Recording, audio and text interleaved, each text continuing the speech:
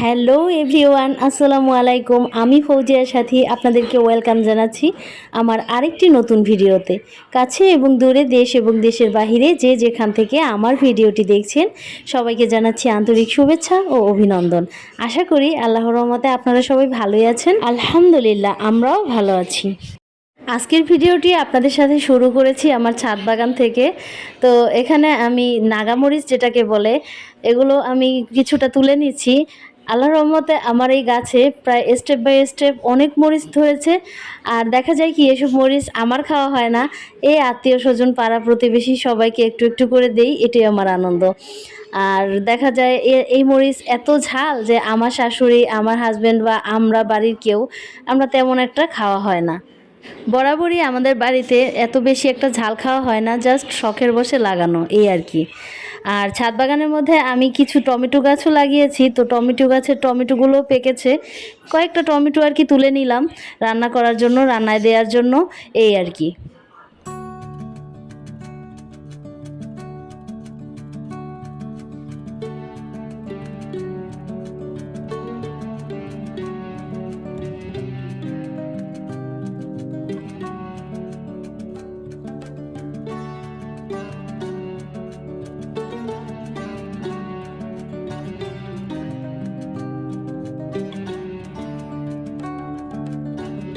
আজকে আর খুব বেশি একটা মরিচ পারবো না, এতটুকুই পেরে নিলাম। আর এখন যাচ্ছি টমেটো বাগানের দিকে।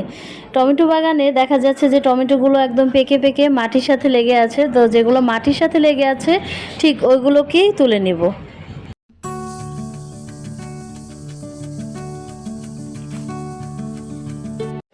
আর এদিকে ক্যামেরার আড়ালে সোহা আর আয়ানের এই দৃশ্য চলছে, তো এটাকেও ক্যামেরায় বন্দি করে নিলাম, বিশেষ একটা মুহূর্ত। ছাদ থেকে কাজগুলো সেরে এখন আমি ঘরে আসলাম। আর ঘরে এসে মাংস কাটাকাটি করছি। এখানে কিছুটা মাংস আমি আজকে রান্না করব।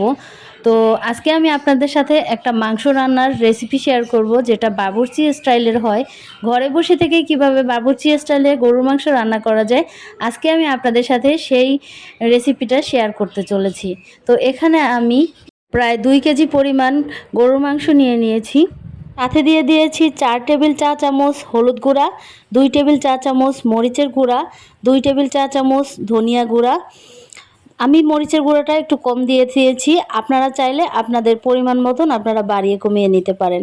সাথে দিয়ে দিচ্ছি লবণ 2 টেবিল চা চামচ, জিরার গুঁড়ো 2 টেবিল চা চামচ। এরপরে রান্নার মাঝে আমি আরেকটা গুরুত্বপূর্ণ জিনিস দিব, সেটা হচ্ছে জয়ফল জয়ত্রী। মাংসটা যেন খুব তাড়াতাড়ি সিদ্ধ হয়, সেজন্য আমি জয়ফল জয়ত্রীটাই ইউজ করতে বেশি পছন্দ করি। অনেকে আবার পেঁপে বাটা দেয়, কিন্তু পেঁপে বাটার চেয়ে আমার কাছে মনে হয় জয়ফল জয়ত্রী দেওয়াটাই বেটার। আর এখানে আমি জয়ফল দিব একটা গ্রেটারের সাহায্যে অল্প কিছুটা পরিমাণ, আর জয়ত্রী নিয়ে নিয়েছি কিছুটা পরিমাণ, যা আপনারা ক্যামেরায় দেখতে পাচ্ছেন। হালকা কিছুটা নিয়ে নিয়েছি। এর থেকে বেশি পরিমাণ যদি দেয়া হয় তাহলে কিন্তু এটা মাংসের স্বাদটাকে নষ্ট করে ফেলবে। তো এটা অবশ্যই খেয়াল রাখতে হবে সামান্য কিছুটা পরিমাণ দেওয়ার জন্য।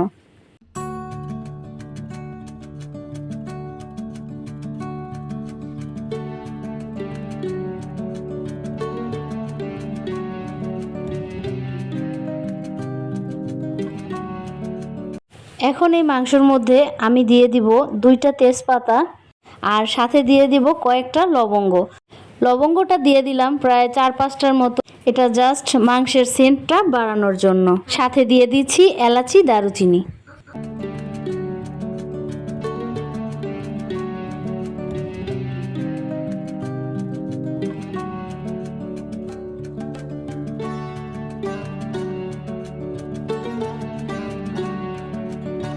এবারে দিয়ে দিব কিছুটা পরিমাণ সয়াবিন তেল। সয়াবিন তেল এখানে আমি কিছুটা পরিমাণ দিয়ে দিলাম, আর সাথে সরিষার তেলও দিয়ে দিব। এভাবে দিলে কিন্তু মাংসের ফ্লেভারটা খুব ভালো আসে।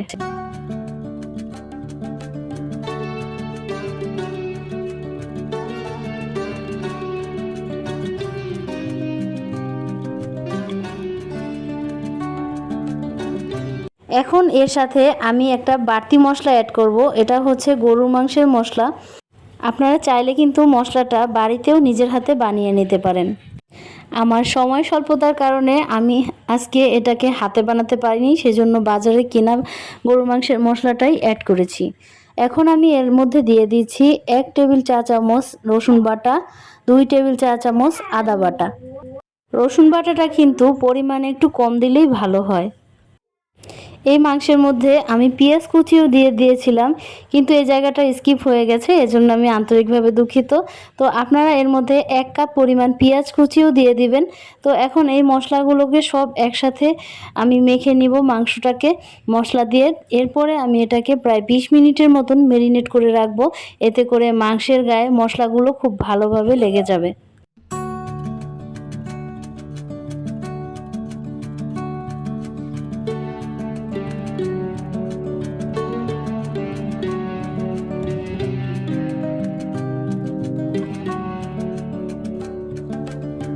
ফিরে এলাম 20 মিনিট পরে।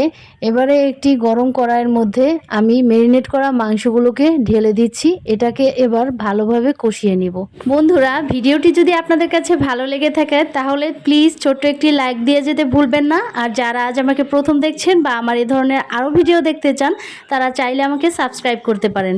যারা আমাকে ফেসবুক পেজ থেকে দেখছেন তারা চাইলে আমার ফেসবুক পেজটি ফলো করে রাখতে পারেন। মাংসের নিচে যেন মশলাগুলো না পুড়ে যায় সেজন্য আমি যেই পাতিলটার মধ্যে মাংসগুলোকে ম্যারিনেট করে রেখেছিলাম সেই পাতিলটার মধ্যে সামান্য কিছু পরিমাণ পানি দিয়ে মশলাটাকে ধুয়ে নিয়ে মাংসের মধ্যে ঢেলে দিয়েছি। এরপরে আমি অতিরিক্ত কোনো পানি দিব না। এবারে একটা ঢাকনার সাহায্যে ঢেকে কিছুক্ষণ ভালোভাবে কষিয়ে নিব। এটা যতক্ষণ মশলার গা থেকে তেল না ছেড়ে দিবে ঠিক ততক্ষণ পর্যন্ত আমি খুব ভালোভাবে কষিয়ে নিব। যখন মাংসের গা থেকে মশলার মধ্যে তেল বেরিয়ে আসবে তখন বুঝতে হবে যে মাংসটা খুব ভালোভাবে কষানো হয়েছে। ঠিক ওই পর্যায়ে মাংসের গায়ে পানি ঢেলে দিতে হবে। তবে আরেকটি কথা আছে, এটা হলো বিশেষ গুরুত্বপূর্ণ টিপস, মাংসের গায়ে কখনো ঠান্ডা পানি দিবেন না। মাংসটা যখন কষানো চলতে থাকবে তখন ওই পর্যায়ে কিছুটা কুসুম গরম পানি হলেও মাংসের গায়ে দিবেন। আর যদি ফুটানো গরম পানি হয় তাতেও কোনো সমস্যা নেই, কিন্তু ঠান্ডা পানি দিতে গেলে দেখা যায় যে মাংসটা সিদ্ধ হতে কিন্তু অনেক সময় লেগে যায়। মাংস কষানোর সময় যখন দেখা গেছে যে মশলার থেকে তেলগুলো আলাদা হয়ে গেছে তখন বুঝে নিচ্ছি যে এখন আমার এটা ভালোভাবে কষানো হয়েছে। এখন এই পর্যায়ে আমি এর মধ্যে কিছুটা গরম পানি পরিমাণ মতন ঢেলে দিচ্ছি। গরম পানিটা কিন্তু আমি খুব বেশি পরিমাণে দেব না, পানির পরিমাণটা নির্ভর করে গরু কেমন বয়সে সেটার উপরে।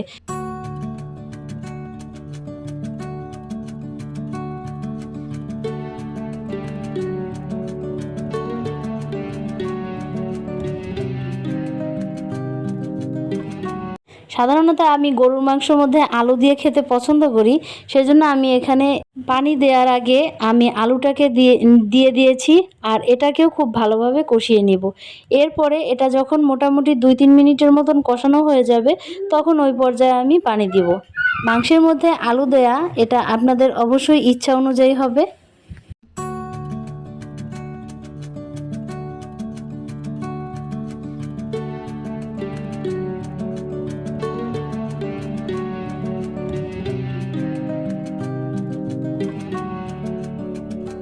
মাংসের মধ্যে ঝোল দিয়ে দিলাম।